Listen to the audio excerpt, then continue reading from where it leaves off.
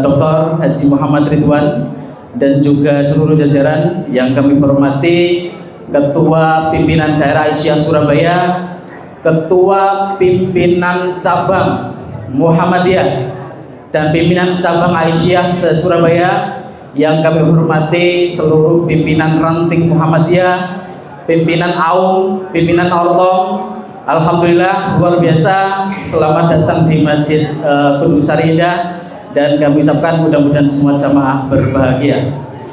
Assalamualaikum warahmatullahi wabarakatuh. Innal hamdalillah nahmaduhu wa nasta'inuhu wa nastaghfiruh wa na'udzu billahi min syururi anfusina wa min sayyiati a'malina. May yahdihillahu fala mudilla lahu wa may yudlilhu fala hadiya lahu. Asyhadu an la ilaha illallah, asyhadu anna Muhammadan abduhu wa rasuluh. Allahumma sholli ala nabiyyina Muhammadin wa ala alihi wa sahbihi ajma'in. Para hadirin semuanya, di kajian pencerah pimpinan daerah Muhammadiyah Surabaya yang digawangi oleh Majelis Tabligh dipimpin oleh Ustaz Imam Sabari, pada kali ini kita hadir di sebuah kajian yang mulia, insya Allah menjadi majelis taklim yang banyak menghadirkan manfaat dan barokah. Bapak Ibu, kajian ini bukan hanya ruang yang tidak hanya mengajak kita untuk mendengar, tapi juga berpikir. Ruang yang tidak hanya mengajak kita merenung, tapi bertanya dan juga mempertanyakan. Karena temanya menarik hari ini. Hadirin yang saya hormati, Indonesia hari ini berdiri di persimpangan yang ramai dengan suara-suara sumbang, ramai dengan kepentingan, namun sunyi dari kepedulian dan kewarasan. Allahu Akbar. Di tengah situasi ini kita pun bertanya-tanya, masihkah kita saling menopang, masihkah kita saling menguatkan, atau sibuk saling menjatuhkan, berebut kuasa di atas panggung yang namanya Indonesia. Inilah tahun bukan sekadar ajaran moral, tahun ini adalah sebuah arus gelombang sosial, bukan hanya tentang tolong menolong, tapi untuk saling menguatkan dengan gotong royong. Inilah nalar kebangsaan, nalar yang menjagakan kita tetap waras, berpikir normal, berpikir kritis, dan tetap tegak dengan syariat Islam. Hari ini kita mempertemukan spirit tahun dan nalar kebangsaan, dan telah hadir di tengah kita tokoh bangsa, seorang yang konsisten di garis etik, tetap berdiri di fondasi konstitusi, dan tegak menegakkan hukum dan nurani, akademisi, aktivis, dan insya Allah penjaga moral publik. Untuk itu kita sambut Bapak kita, ayahanda kita dari pimpinan pusat Muhammadiyah, membidangi hukum dan HAM dan kebijakan publik. Insya Allah jenengan sudah tahu profilnya, saya tidak perlu jelaskan panjang lebar. Beliau pernah menjadi wakil ketua KPK, ketua Komisi Yudisial, dan masih aktif di Perserikatan sebagai pimpinan pusat Muhammadiyah. Untuk itu mari kita sambut dengan pengikat takbir sebagai pembuka diskusi kita hari ini. Insya Allah diawali dengan paparan dan nanti akan ada sesi diskusi. Ustaz, mudah-mudahan nanti dengan semuanya bisa menanyakan hal yang sekiranya menjadi pertanyaan-pertanyaan, karena hari ini kita punya dipertontonkan terkait dengan penegakan hukum dan HAM yang kadang-kadang tumpang dan tindih. Untuk itu kita berteriak takbir, Allahu Akbar. Baik, kepada ayahanda Dr. Haji Bushra Modas MHM kami persilakan. Nggak sabar. Nggih. Saya berdiri ya, supaya tidak ambeien. Assalamualaikum warahmatullahi wabarakatuh. Waalaikumsalam warahmatullahi wabarakatuh. Alhamdulillahi rabbil alamin, wa bihi nasta'in ala umurid dunya waddin. Asyhadu an la ilaha illallah wahdahu la syarikalah, wa asyhadu anna Muhammadan abduhu wa rasuluhu la nabiyya ba'dah, amma ba'd. Wa qala Allahu ta'ala fi kitabihil karim, a'udzu billahi minasyaitonir rajim. Innani anallah la ilaha illa ana fa'budni wa aqimis sholata lidzikri.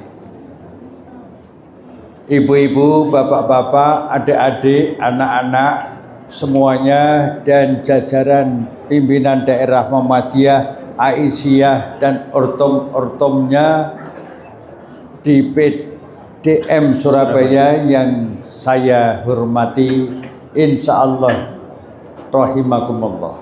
Amin. Pertama, saya tentu saja Suaranya biar lebih keras, lebih mantap ya. Oke. ingin menegaskan kembali mengucapkan rasa syukur kehadirat Allah Subhanahu wa Ta'ala, satu-satunya sumber kekuasaan, kenikmatan, kekayaan, kebijakan, sumber ilmu dan sumber segala-galanya bagi orang-orang yang beriman, terutama beriman yang berdasarkan jiwa dan ajaran tauhid. Tauhid kita kenal semuanya. Secara singkat, ada keyakinan di dalam hati nurani yang menjiwai akal kita, sehingga akal kita waras. Waras itu otak yang dijiwai oleh hati nurani, yaitu ada keyakinan di dalam hati nurani dan kesadaran yang menurut akal waras kita tentang apa? Tentang tidak ada Tuhan yang benar dan berhak disembah kecuali Allah Subhanahu wa Ta'ala. Itu pengertian fundamentalnya, pengertian paling mendasar. Pengertian paling mendasar ini penting sekali. Paling tidak untuk streaming. Oh, yang streaming ya, suaranya agak rendah tapi streaming. Nggak pakai ini tuh. Ibu-ibu masih mendengar ya yang di belakang ya? Ya. Kalau kurang mendengar saya nanti lompat ke sana. Ya, dados ngeten. Tadi moderatornya singkat tapi provokatif. Nah, provokatif itu bisa positif, bisa sesuai tauhid, bisa negatif, bisa sesuai dengan lawannya tauhid. Nah, beliau ini tadi positif yang sesuai dengan tauhid. Nah, oleh karena itu tadi kalimat singkatnya pengantarnya itu menyemangati saya secara positif. Walaupun namanya bukan bergelar Kiai. provokator, ya, tetapi memprovokasi itu penting asal sumbernya tauhid. Tauhid itu berdasarkan Al-Quran dan Sunnah yang diyakini di dalam hati dan pakai ilmu. Tadi PDM-nya Pak Ridwan mengatakan Muhammadiyah itu bergerak berdasarkan ilmu. Nah, mila menika yang mau saya sampaikan dalam waktu sampai asar nanti, ya. Kalau kuat, ya. Kalau saya insya Allah kuat, ya. Dan nanti setelah asar saya terus langsung ke Jakarta, ada rapat Muhammadiyah di Jakarta besok. Terus saya matur nuwun pada Pak Ridwan dan jajarannya yang telah memanggil saya, memerintahkan saya, menugasi saya untuk acara ini. Dan matur nuwun yang selanjutnya saya haturkan kepada jajaran PDM beserta ibu-ibu Aisyah semuanya yang membantu terlaksananya pengajian ini, termasuk takmir masjid yang akan dijebol untuk lebih disempurnakan itu. Nah, dijebol tapi disempurnakan. Nah, soal dana itu tidak usah dipikir, asal betul-betul dikerjakan dengan baik. Muhammadiyah itu kalau soal dana tidak ada masalah. Wallahu khairur razikin. Allah itu sumber rezeki yang sebaik-baiknya. Dan ciri orang Muhammadiyah itu memberi lebih terhormat daripada menerima. Itu ciri Muhammadiyah. Kurang lebih orang mengatakan yadul ulya khairum yadus sufla. Memberi itu lebih baik daripada menerima. Apalagi minta-minta, apalagi ngemis, apalagi korupsi. Nanti bab korupsi singkat karena tadi sudah disinggung KPK. Walaupun saya sudah lama tidak menyinggung-nyinggung tentang KPK itu, karena saya sekarang sudah mantan Dewan Penasehat ibu-ibu PKK RT 37 beda sedikit PKK dengan KPK, malah lebih nyaman PKK karena sebulan sekali kumpul ibu-ibu. Tapi ibu-ibu di PKK di tempat saya itu sudah sepuh-sepuh, rambutnya putih-putih sehingga saya ketularan putih ini. Makanya saya pakai kopiah biar enggak dikira Pak Ganjar Pranowo. Nah, ibu-ibu, bapak-bapak yang saya muliakan, saya tadi mendengarkan Qori'ah yang sedang diuji oleh Allah. Tapi ujiannya memuliakan. 2 adik putri, 1 anak anda laki-laki. Yang putri tadi memberi dengan membaca Al-Quran. Napa? Braille. Saya amati betul. Yang ananda laki-laki umur 6 tahun tadi juga sama. Hafal sekian. Lalu saya teringat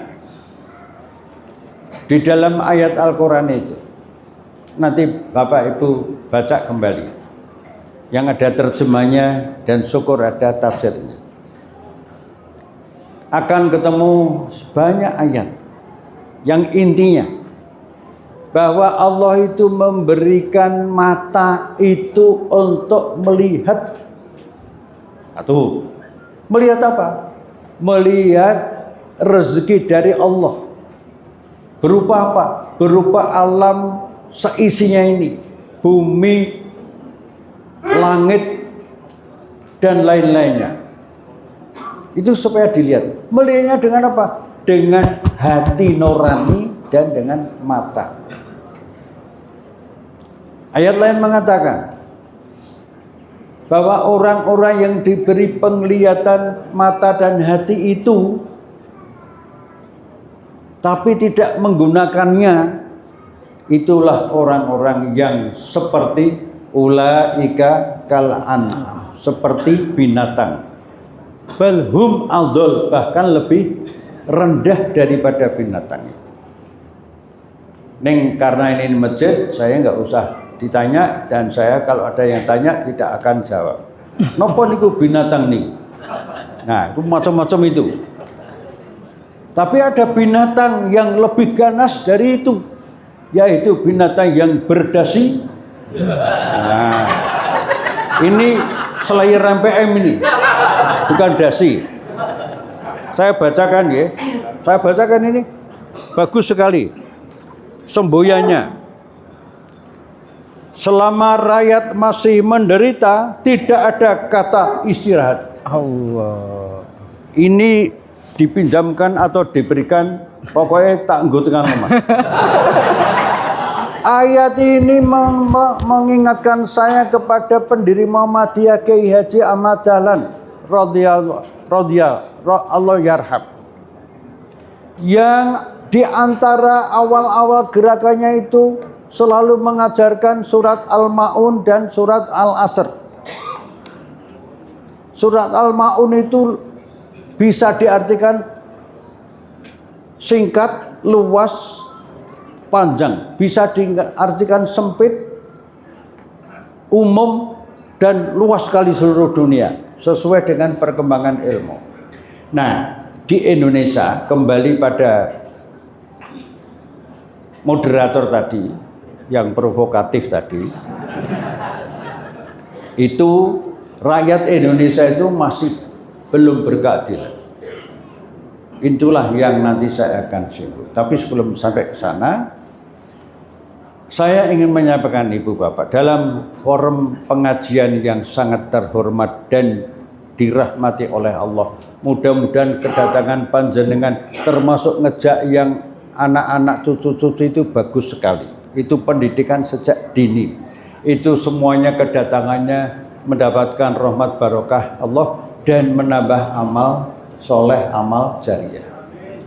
Saya pun juga yang ada di sini juga mudah-mudahan dengan rombongan saya bertiga plus Mas Yamin tadi. Mas Yamin itu ketua Majelis Pemberdayaan Masyarakat bersama sekretarisnya Mas Budi itu yang di belakang itu yang sekretaris MPM. Kedua-duanya dosen Universitas Muhammadiyah Yogyakarta yang membidani lahirnya Jalamu ini. Nah, jadi nanti saya akan menjelaskan di dalam pengajian singkat ini. Pertama, saya tadi mengutip di awal tadi surat Toha ayat 14, nanti dipersani sendiri. Panjenengan sampun sudah diberitahu kalau yang ngisi itu saya.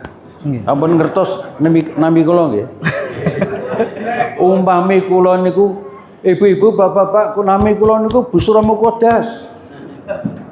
Niku lucu mboten? Wong wis do ngerti. Wis dikenalke. Nek saniki kula baleni kula niki namine Busra Muqaddas.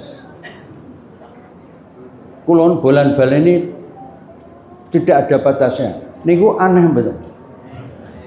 Aneh nggih? Malah dikira wong rada owah rada aneh. Ya opo kae? Wong wis diumumke ning flyer-flyer isih ngomong jenenge Busra. Nah, niku nek kula menungso kalau mengatakan itu.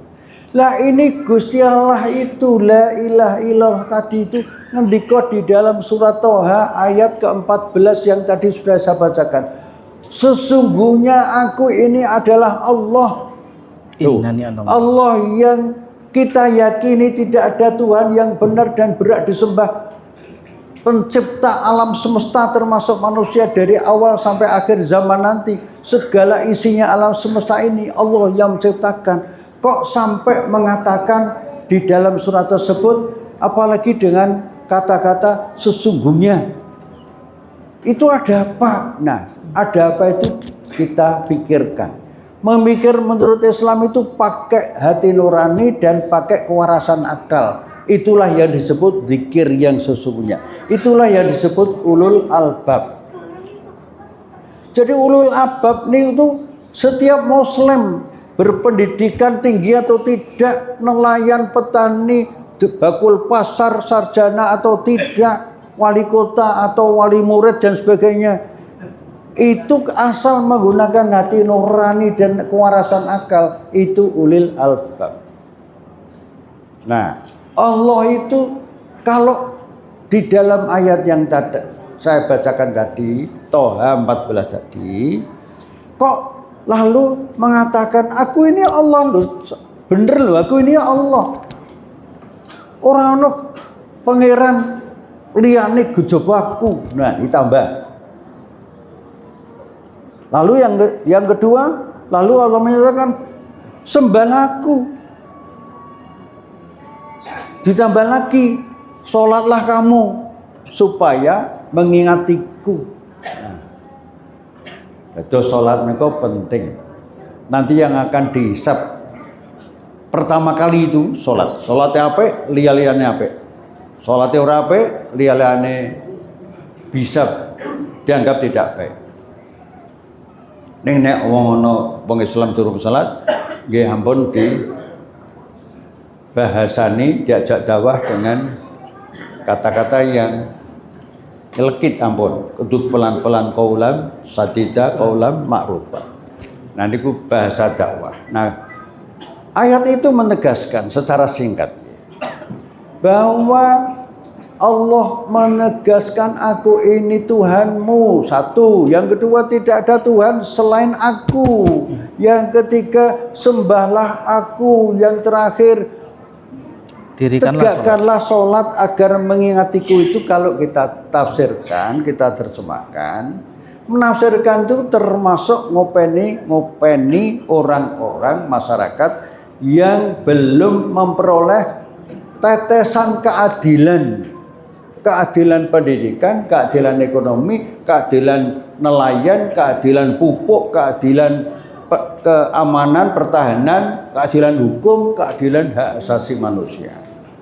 Berbagai jenis keadilan itu saya tanyakan dan saya jawab sendiri. Pertanyaannya, apakah berbagai macam keadilan itu sampai sekarang sudah ditegakkan? Sudah. Kok mengatakan sudah, Pak Busro? Tahu. Tapi pertanyaannya berikutnya, apakah ada hasilnya? Ada. Tahu. Bukti-buktinya ada. Nah, kalau ada yang bertanya kalau piyambak, kalau jawab piyambak, panjenengan Anton midang ngetakan kemawon, kali ngunjuk nek unjuane tesih, kali dahar nek dahare tesih, nek pun tesih nggih mangke pun betul wonten nggih tumbas piyambak. Bagaimana keadilan itu sesungguhnya sudah terwujud, memenuhi kebutuhan belum. Nah, ini mulai menjawab provokasi tadi. Mengapa belum? Ya karena kebanyakan orang tidak melaksanakan fa'budni, menyembah Allah, tidak melakukan sholat. Untuk dengan sholat itu mengingati Allah. Banyak orang itu nyembah Allah, la ilaha illallah, tapi sholatnya juga, tapi kemudian tidak mengingati Allah. Nah, mengingati Allah itu dengan cara sholat, tetapi bacaan sholat itu diresapi dengan hati dan dinalar dengan akal yang waras tadi. Seluruh sholat umat Islam sedunia dari dulu sampai akhir itu mesti diawali dengan takbir. Doa iftitah yang singkat. Kemudian mesti diawali dengan Al-Fatihah. Salah satu ayat yang mesti ada dan harus kita baca itu iyyaka na'budu wa iyyaka nasta'in. Hanya kepada Engkau sajalah ya Allah kami menyembah, dan hanya kepada Engkau sajalah ya Allah kami memohon pertolongan. Niku ayat tauhid. Nah, nyembah niku nyembah Gusti Allah, orang nyembah wali kota, bupati, gubernur, presiden, apa meneh wapres.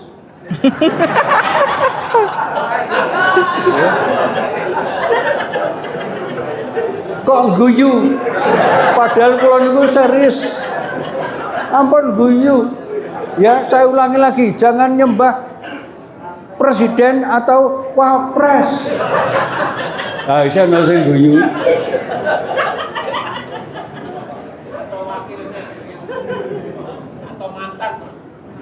Oke. Jadi nyembah itu pada Allah.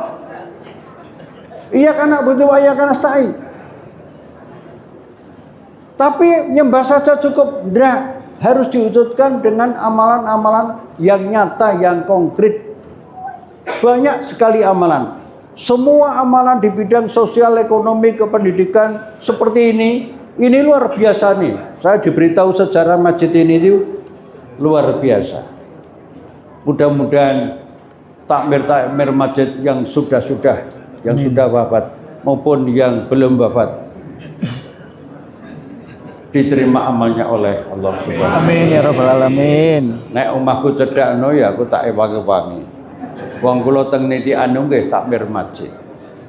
Kula riyen nggih ketua ranting Muhammadiyah teng ranting kula 10 tahun berturut-turut, 2 periode. Dah cukup 10 tahun itu. Saya tidak meminta surat-surat ke Mahkamah Konstitusi supaya ditambah lagi. Ya. Walaupun misalnya saya punya hakim MK itu paman saya misalnya.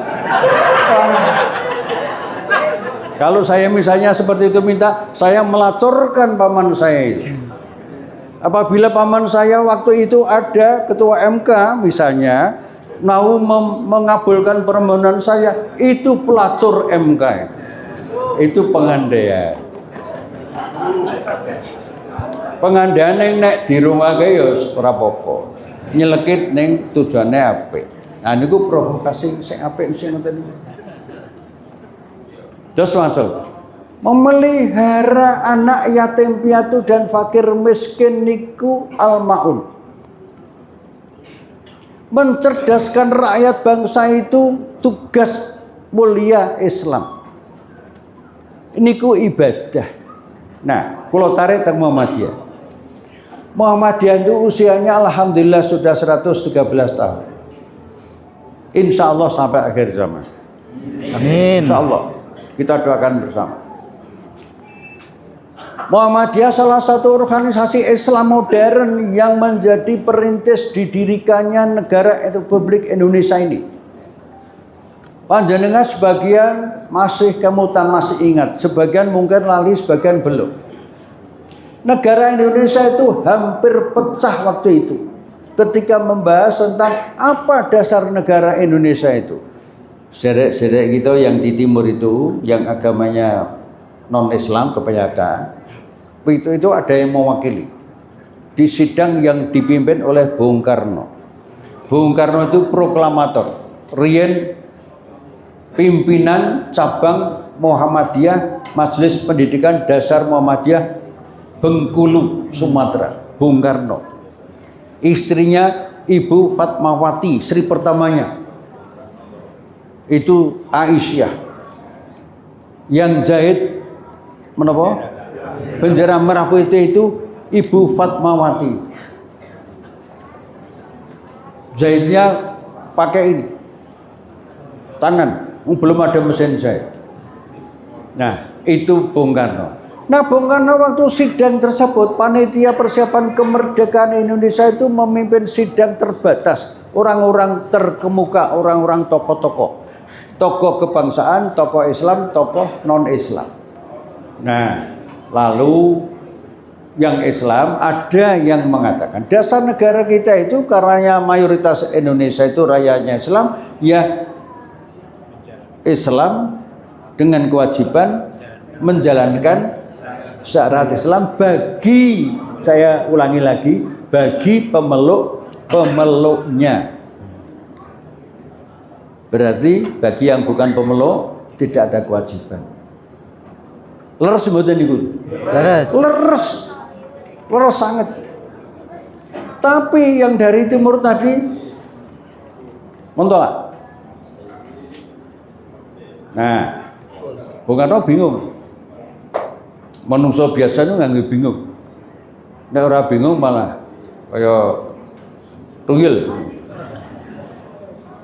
Lalu Ki Bagus diaturi. Sinten Ki Bagus niku? Salah satu murid utama pendiri Muhammadiyah, Kiai Haji Ahmad Dahlan.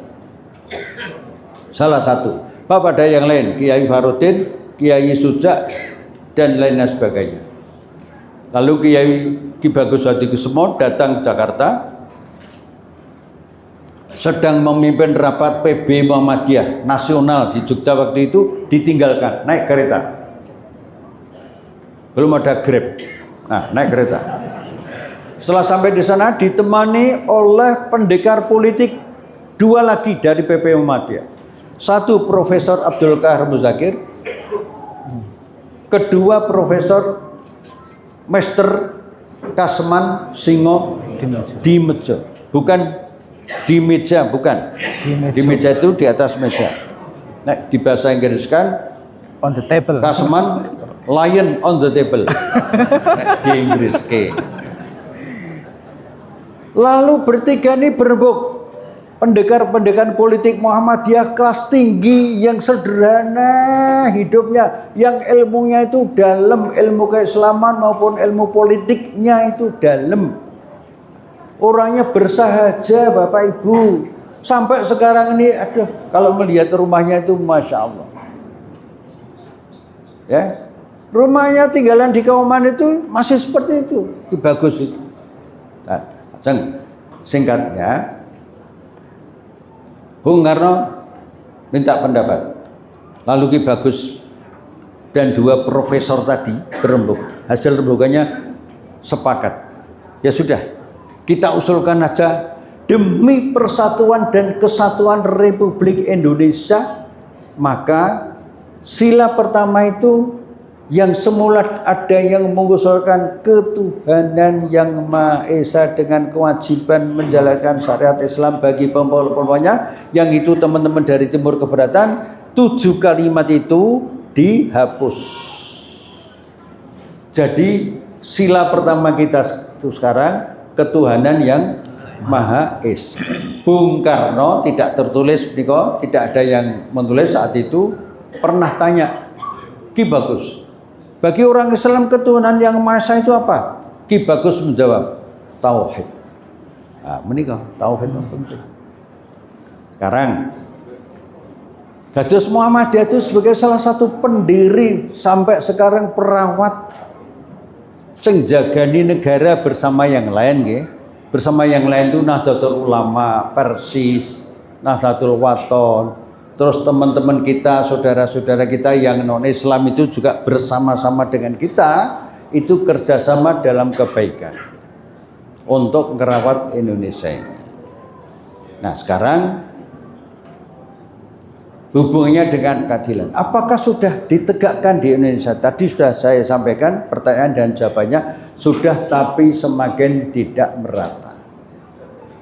Maka saya tadi tanya kepada Mas siapa tadi?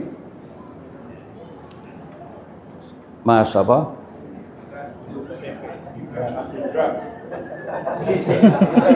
Sandemu ki sapa? Lali aku. Nakula Sadewa. Mas Budi Nugroho, Sekretaris MPM. Tadi yang hadir berapa? Yang di atas mau di bawah 1 Jadi selamat pada bapak-bapak yang di bawah maupun yang di atas tadi yang berdiri, yang sudah diresmikan atau bahasa Londonya itu dilonceng tadi menjadi pengurus Jalamu di Surabaya. Di bawah koordinasi Mas Yamin, Mas Budi Nugroho, bersama-sama nanti Jalamu yang akan ngopeni membela nasib Jalamu, nelayan-nelayan yang alhamdulillah 2 kali saya dulu sampai ke mana? Ke Kenjeran, saya 2 kali. Nanti kalau ada kesempatan saya ke sana lagi.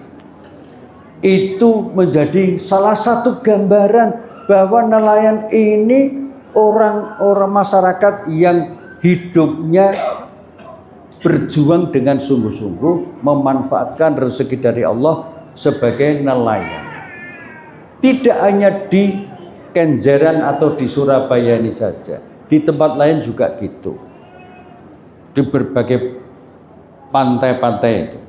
Nah salah satunya Ibu Bapak, PP Muhammadiyah itu walaupun saya tidak sempat ikut, tapi berkali-kali teman-teman PP Muhammadiyah itu datang ke Rempang. Rempang itu kepulauan di Kepri, Kepulauan Riau. Itu kebanyakan orang-orang Melayu, suku Melayu, satu. Yang kedua, kebanyakan mereka itu hidupnya memperjuangkan sebagai nelayan untuk mempertahankan hidupnya. Nah, belum lama itu kira-kira 3 tahun yang lalu sampai sekarang ini, saudara-saudara kita asli Melayu atau suku Melayu itu di Rempang itu dihajar dengan apa? Dengan proyek Rempang City. Rempang City itu apa? Yaitu kota Rempang. Kota Rempang seperti apa? Kota Rempang yang akan seperti direklamasi itu, atau kemudian didirikan perusahaan-perusahaan besar. Ada dasar hukumnya, ada namanya apa? PSN. PSN singkatan apa? Proyek Strategis Nasional. Proyek Strategis Nasional. Produk siapa? Produk Presiden Insinyur Joko Widodo. Dulu saya sering menyebut insinyur, sekarang takut saya. Jadi saya sebut mantan Presiden Joko Widodo. Kalau saya pakai insinyur lagi, dikira saya ikut mengesahkan ijazahnya itu sah. Padahal saya belum tahu. Yang tahu betul itu Rektor UGM itu. Itu mudah-mudahan kita doakan diberi kekuatan batin untuk bisa mampu menyatakan di depan publik bahwa sesungguhnya ijazah orang tersebut. Nah,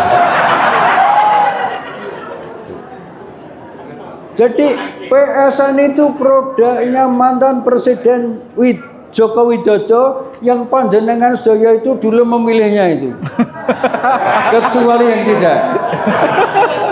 Saya tidak, terus terang aja. Tidak dihisab Gusti Allah.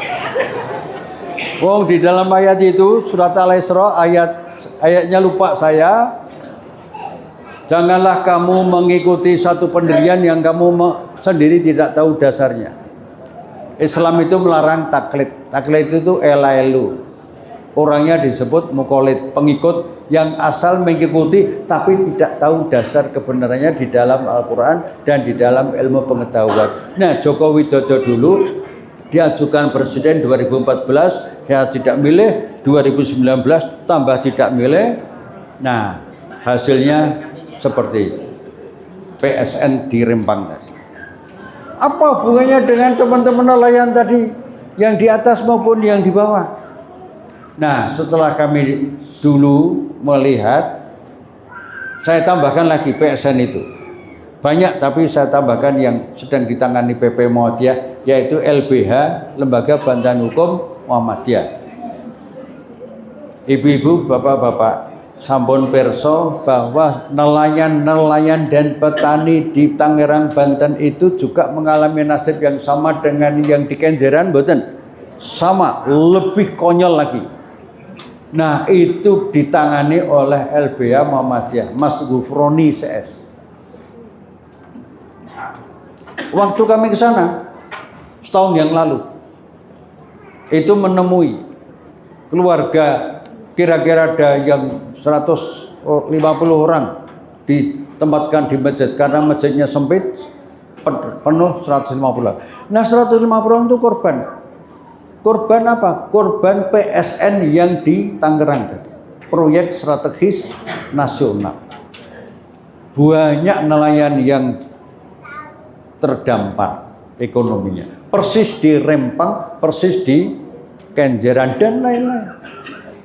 Hubungannya apa dengan pertanyaan dan pengantar moderator tadi? Itu sebagian rakyat yang tidak memperoleh keadilan, ya, dengan dalih ada proyek strategis nasional. Pertanyaannya dan jawabannya, PSN itu betul-betul proyek strategis nasional? Tidak. Lala kalau tidak apa? Buktinya menjadi proyek yang menimbulkan sengsara nasional. Sayang sekali presiden penggantinya apa tadi, Joko Widodo tadi, penggantinya itu Pak Prabowo Subianto, sayang sekali. Ya, kita doakan mudah-mudahan beliau punya keberanian untuk segera menerbitkan peraturan presiden yang isinya semua PSN dinyatakan batal. Nah, dan batal betul. Nah, tapi sekarang tidak atau belum? Nah, tidak atau belum? Lah, saya dengar-dengar wali kota Solo ini sudah memberikan informasi kepada pihak-pihak tertentu itu tidak. Kalau itu betul dan mudah-mudahan betul, kita dorong terus, diingatkan terus. Ingatkan itu bagian dari kewajiban Al-Quran. Wa tawassaw bil haqq wa tawassaw bis sabr. Dengan cara yang baik. Gubernurnya juga diingatkan dengan terus-menerus, jangan lengah. Ciri pemerintah sekarang ini, pejabat pemerintah sekarang ini, kalau rakyat lengah, jalan terus. Pun, buktinya salah satu buktinya aja di antara bukti-bukti yang lain itu, itu singgung maling KPK. Jaman kula Korea diamanati untuk tes KPK. Tes KPK ini kula wedi saya. Wedi tahun jawab karo Gusti Allah. Sebab niku kursi panas. Kursi panas dan sering dipanas-panasi. Mengerti kula niku. Kula njuk ora wani tes kecuali minta pertolongan Allah. Ngantos kula niku ini harus sholat istikharah. Saya istikharah, istri saya istikharah, kakak kandung saya istikharah. Terus ada tamatan Mu'allimin Muhammadiyah, pimpinan pendidikan ulama terjemah Muhammadiyah namanya Ustadz Hamdan Nabali, itu sahabat di IPM dulu, Klorien aktif di IPM yang asli, Ikatan Pelajar Muhammadiyah. Lho napa wonten IPM sing mboten asli? Wonten, Pak. Mbok menawi teng ruangan iki wonten. Ikatan Perokok Muhammadiyah.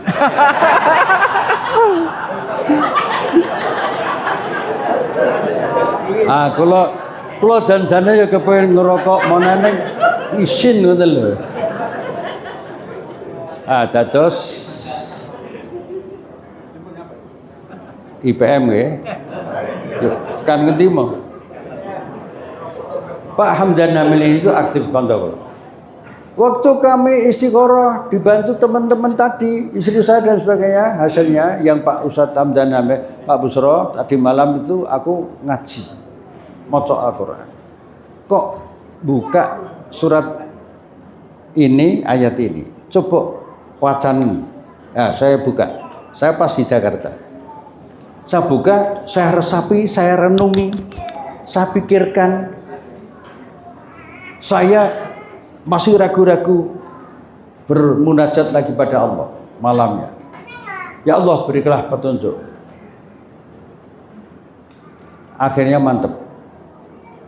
Hari terakhir, jam-jam mendekati terakhir, daftar KPK itu saya berani Bismillahirrahmanirrahim. Saya daftar di Kuningan.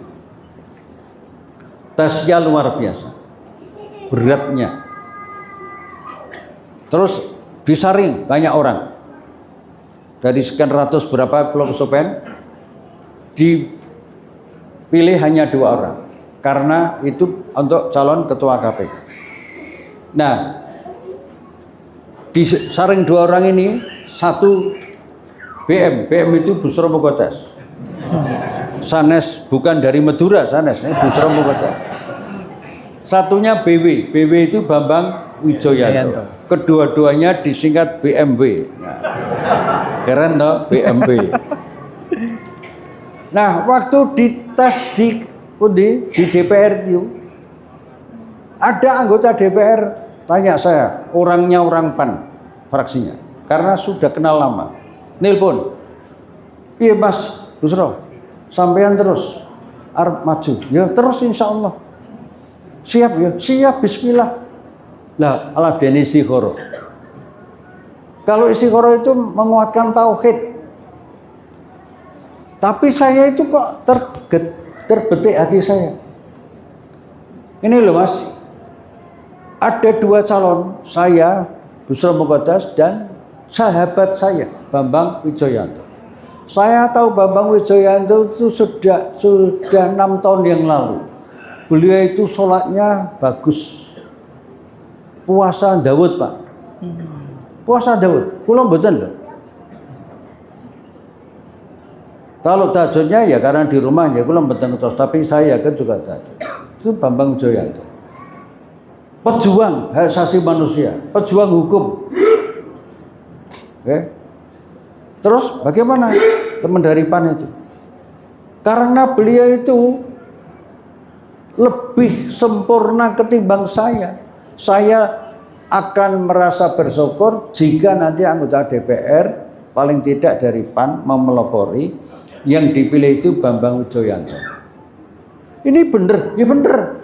Susah kapan aku omon-omon atau omong kosong. Nah, itu mengapa saya ceritakan ini Ibu Bapak-bapak, bahwa untuk memimpin KPK itu berat. Sampai terakhir itu kok ada kata hati nurani itu Bambang Wijoyanto. Betul. Akhirnya yang dipilih saya. Ya sudah, bismillah. Bon. Tapi kemudian setahun kemudian Mas Bambang Wijoyanto itu masuk, diterima karena mengganti yang lain yang sudah pensiun. Nah, bergabung di KPK. Nah, dari situlah maka kami bergabung dengan Novel Baswedan yang sampai sekarang mata kirinya tuh buta sepanjang masa kecuali izin Allah. Karena disiram, yang menyiram anggota aparat penegak hukum yang seragamnya soklat. Soklat itu sanes pramuka loh ya. Nah, Parcok. sebelumnya itu dicoba dibunuh 4 kali tapi gagal. Akhirnya disiram air keras setelah pulang dari masjid. Masjidnya di sebelah rumahnya. Nah, sekarang Novel itu sebelah kirinya nggak bisa melihat. Sebelah kanannya waktu itu terpengaruh saraf matanya. 80% buta. Tapi terus dioperasi di Singapura, pindah-pindah sampai ke India, akhirnya bisa melihat. Sekarang 20%-nya sudah 80% sudah bisa melihat. Nah, itu Novel Baswedan. Kenapa saya ceritakan? Novel Baswedan itu mantan polisi yang memilih tinggal menjadi pegawai tetap KPK. Mimpinya jadi jenderal polisi itu walaupun potongannya ada, jahitannya ada, orangnya bagus sekali, ahli tahajud, ahli kalau sampai di kantor niku pagi itu langsung baca Al-Quran sebelum mulai kerja dan sholat duha. Terus puasanya seperti Mas BW tadi. Sehari puasa, sehari tidak. Nah, niku konco-konco KPK lainnya itu tiru-tiru Pak Novel. Sing Islam niku nggih banyak yang semula tidak puasa. Nabi Dawud melihat akhlaknya BW sama Novel Baswedan itu kok bagus ya kepemimpinannya ya. Terus kemudian juga ikut-ikut puasa Dawud. Ada yang belum kuat puasa Dawud, latihan bergaya Dawud. Apa itu? Ada yang sehari merokok, sehari tidak.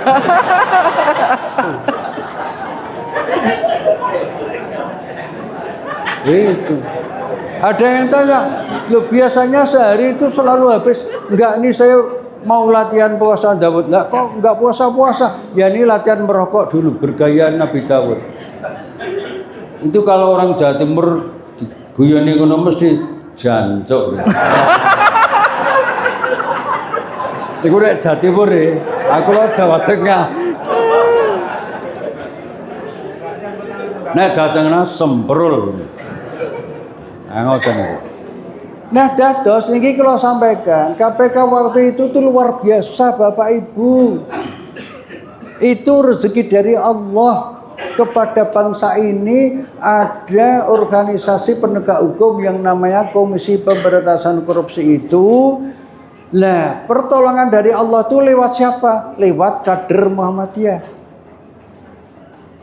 Ada hubungannya apa? Ya, karena Muhammadiyah waktu itu dipimpin oleh rezim Orde Baru. Siapa pemimpin rezim Orde Baru itu? Soeharto. Mantan Jenderal Purnawirawan Soeharto. Berapa lama jadi presiden? Enggak lama, cuma 32 tahun. Mengapa sampai 32 tahun? Ya karena banyak orang-orang tentara, polisi dan sebagainya, dan orang-orang Golkar, karena partai utamanya waktu itu Golkar, itu banyak yang taklid kepada kepada Soeharto. Taklid itu bagian dari syirik politik, bertentangan dengan tauhid. Mengkultuskan individu siapapun juga itu tidak boleh, apalagi hanya mengkultuskan seseorang biasa, enggak boleh. Nah, ini yang dikultuskan Soeharto 32 tahun. Korupsinya saat itu Bapak Ibu luar biasa. Nek saniki wonten PSN tambang batu bara, tambang nikel, tambang emas, tambang boksit dan sebagainya niku, riyen zaman Pak Harto niku sudah ada tambang yang mengerikan. Apa itu? Tambang emas. Di mana? Di Papua. Kemudian terkenal dengan PT Freeport. Mulai tahun berapa? Mulai tahun 1967. Datane wonten Bapak Ibu, filme wonten. Kalau saya gak ada filmnya. Makanya kapan-kapan kalau diperlukan saya kirim ke sini diputar seperti ini. Gak usah undang saya. Saya juga nggak bisa menjelaskan. Nah, hubungannya apa sekarang dengan kader remaja itu? Setelah KPK berdiri itu, korupsi itu bisa ditekan nggak berhasil. Tapi banyak berhasilnya, tapi untuk orang-orang tertentu itu tidak berhasil karena bukti-buktinya hilang. Nah, mengapa berhasil? Karena KPK itu dipimpin orang-orang yang bagus-bagus dan kemudian undang-undangnya bagus. Nah, KPK itu saya singkat tentang KPK ini itu didirikan berkat dari gerakan reformasi tahun 1998 ya. Gerakan reformasi itu dipimpin oleh mantan ketua PP Muhammadiyah, Amin Rais, aktivis IMM Ikatan Mahasiswa Muhammadiyah Pusat, dosen di UGM Universitas Gadjah Mada, tamatan SMA Muhammadiyah 1 di Solo, dan seterusnya. Gennya itu gen Muhammadiyah. Nah, memimpin gerakan reformasi untuk tawasobil haq wa tawasobis sober, untuk amar ma'ruf nahi mungkar kepada kekuasaan yang dipimpin oleh Soeharto waktu itu, yang alamnya sudah mulai dirusak. Nah, KPK ini berkat sudah semuanya Allah, tapi lewat hamba Allah Amin Rais CS, tidak hanya sendiri saja. Kesimpulannya, dados putra-putra Muhammadiyah itu, termasuk Pak Amin Rais itu, bersama yang lain. Nah, bahkan Pak Amin Rais ini, karena ini sudah di Surabaya, itu ada Tanwir Muhammadiyah di Surabaya. Beliau ketua PP. Waktu Tanwir Muhammadiyah di Surabaya ini, Pak Amin Rais pidato. Salah satu pidatonya, mari kita sukseskan suksesi kepemimpinan nasional. Maksudnya, Pak Harto waktu itu sudah berkuasa hampir 30 tahun, Pak Amin Rais itu sudah jadi muadzin. Tapi dengan kata-kata yang halus, mari kita sukseskan kepemimpinan nasional. Maksudnya supaya ada regenerasi, sukses. Dan Pak Amin memimpin demo di Jakarta. Di Jakarta memimpin langsung. Nah, ini kok Muhammadiyah niku zaman riyen niku menghasilkan. Nah, sekarang kembali kepada Surabaya. Apa problem-problem penduduk Surabaya ini? Kula mboten mangertos sak ngertosi niki mau nelayan-nelayan iki. Niki kewajiban keagamaan, kewajiban kebangsaan bagi kita semuanya, termasuk PDM ini Surabaya niki, kampus-kampusnya juga, sampai wilayahnya, sampai pusat. Itu untuk bagaimana betul-betul membantu saudara-saudara kita itu sampai tuntas. Syukur wali kotanya seperti itu, kita jaga terus, kita elinggi terus, jangan berhenti. Sebab di tempat lain ketika kita berhenti itu maju meneh. Nah, masih ingat peristiwa demonstrasi yang tukang ojol meninggal 25 Agustus 2025 di Jakarta, meninggalnya dilindas oleh kereta, Barakuda. oleh apa niku? Kendaraan taktis Barakuda. Ustaz. Mobil yang resmi menjadi mobil dinas Brimob. Sampai sekarang tidak dibongkar. Nah, inilah penegakan keadilan di Indonesia itu belum jauh dari kebenaran. Nyinggung ini lagi. Sekarang keadilan yang lain. Sumber daya alam jelas. Tadi Rempang macam-macam. Ini di tempat lain juga begitu. Bahkan di Ternate, alhamdulillah dengan pertolongan Allah, saya bisa dengan teman-teman MPM, Lazismu, MDMC, dan sebagainya bisa sampai ke Ternate. Lelah betul secara fisik, tapi senang secara batin. Sehingga saya nggak terasa sakit, banyak sehatnya. Padahal umur saya 37 tahun. Memang saya balik. KTP saya tunjukkan 73. Tapi saya tidak segan-segan, saya di mana-mana mengatakan semangat saya 37 tahun, saya balik. Nanti kalau umurnya sampai 78, ora rutak balik. Balik tuwek nanti. Ya kalau sampai 78 ya. Oleh karena itulah maka kesimpulannya keadilan itu sekarang semakin tidak merata. Satu. Kemudian yang kedua, ketidakadilan itu termasuk yang dialami nelayan-nelayan ini. Tapi juga ketidakadilan itu di bidang-bidang yang lain. Pajak. Panjenengan peros bupati yang paling terkenal kemarin di berita-berita YouTube, Bupati Mundi. Nah, pati. Sombongnya luar biasa toh. Nggih, makanya dipersani teng YouTube malah. Sekarang sedang urusan dengan KPK. Ah, niku no hubungannya kan apa? Nah, ini tanggung jawab PTM, Perguruan Tinggi Muhammadiyah, LBAP, LHKP dan sebagainya. Kita semuanya. Hubungannya apa? Dengan pajak. Setiap rumah itu sejak dulu sampai sekarang diberi pajak. Pajak itu namanya pajak bangunan PBB, pajak bumi dan bangunan.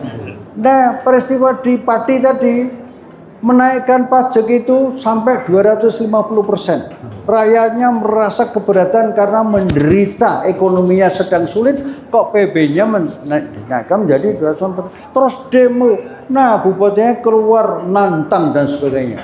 Nah, terkesan sombong atau betul-betul sombong. Nantang itu. Oh enggak? Nah, sekarang di Surabaya ada enggak?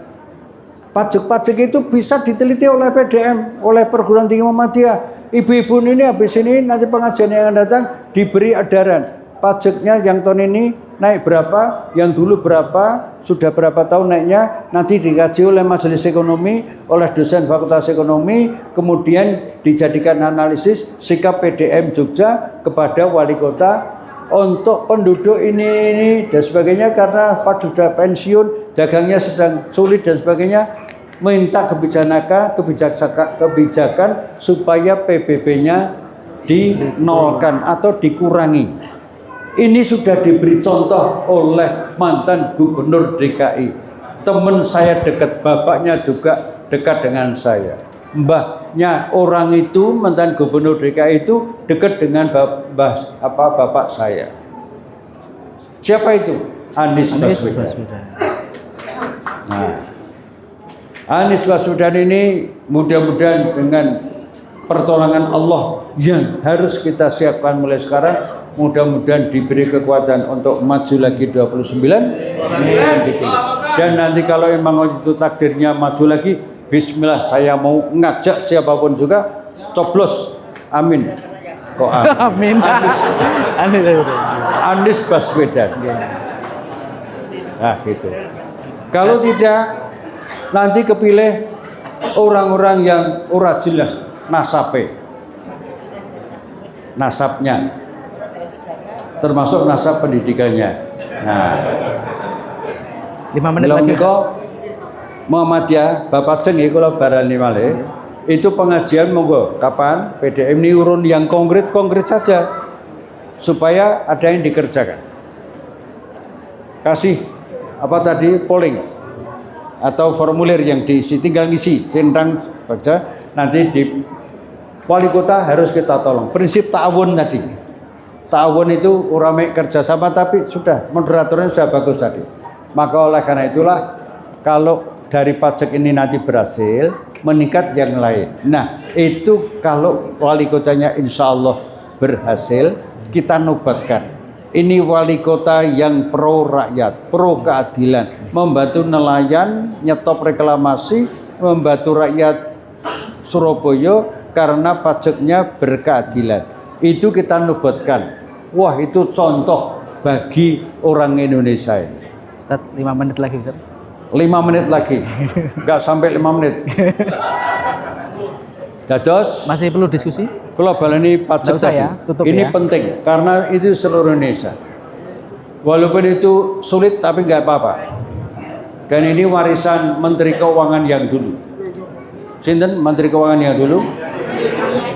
Sri Mulyani. Niku ada beberapa orang yang dulu pernah mengatakan Pak Busro itu mengingatkan Menteri Keuangan, kan saudara dekat. Saudara gimana? Saudara kembar kan Pak Busro? Kembar gimana? Ya, Menteri Keuangan itu namanya Busri. Busro. Saya tertawa itu tuh. Mikir saya. Kader Muhammadiyah mikir. Oh, ki karangane wartawan. Aku ya iso ngarang walaupun bukan wartawan. Lain kali saya dapat inspirasi. Oh, kalau ada orang mengatakan nanti mengatakan lagi, saya itu saudara kembarnya Sri Mulyani tadi, saya akan menjawab, sekarang Sri Mulyani itu punya saudara baru yang lebih keren, tanda petik. Siapa? Busro. Sri Mulyono. Sri Mulyono. Ngertos Mulyono toh? Nah, pun. Terus saya tutup. Nanti persani surat Ibrahim ayat 24, 25, 26. Ya. 1. Persani doa Nabi Ibrahim di dalam surat Asy-Syu'ara. Kemungkinan ini mboten kalian itu surat Asy-Syu'ara 83, 84, 85. Sekitar itulah ya. Doa Nabi Ibrahim itu salah satunya itu. Ya Allah, jadikanlah aku buah tutur yang baik bagi orang-orang yang datang kemudian. Dados panjenengan rawuh di sini ini, nanti tular menular. Oh, pengajian saben Jumat neng masjid ini terus sing ngisi ini ilmune ini. Syukur nanti sebelum pengajian itu diawali dengan sholat napa? Sholat duha, tahiyatul masjid dan sholat duha dan sebagainya. Itu panjenengan nanti akan dirasani menjadi apa? Buah bibir yang baik. Oh, aku biyen pengajian karena bapakku ngajak-ngajak. Bapakku dijak Pak Deki, ketua RT iki. Nah, walaupun sekedar pengajian, tapi surga itu isinya bukan hanya isinya untuk semua orang yang jabatannya apa saja. Yang ngurusi pengajian surga, yang datang pengajian surga, yang ngurusi rakyat juga surga, asal tauhid tadi. Mengatakan garis besar ripun, sebetulnya kalau bicara ketidakadilan, contohnya saya itu masih ingat beberapa contoh, tapi ini kok menghormati, saya harus mendengarkan panjenengan yang diberi kesempatan untuk tanya jawab. Monggo. Saya senang sekali kalau ada yang bertanya yang sulit-sulit, yang membuat saya tidak mampu menjawab, tak tinggal balik. Assalamualaikum warahmatullahi wabarakatuh.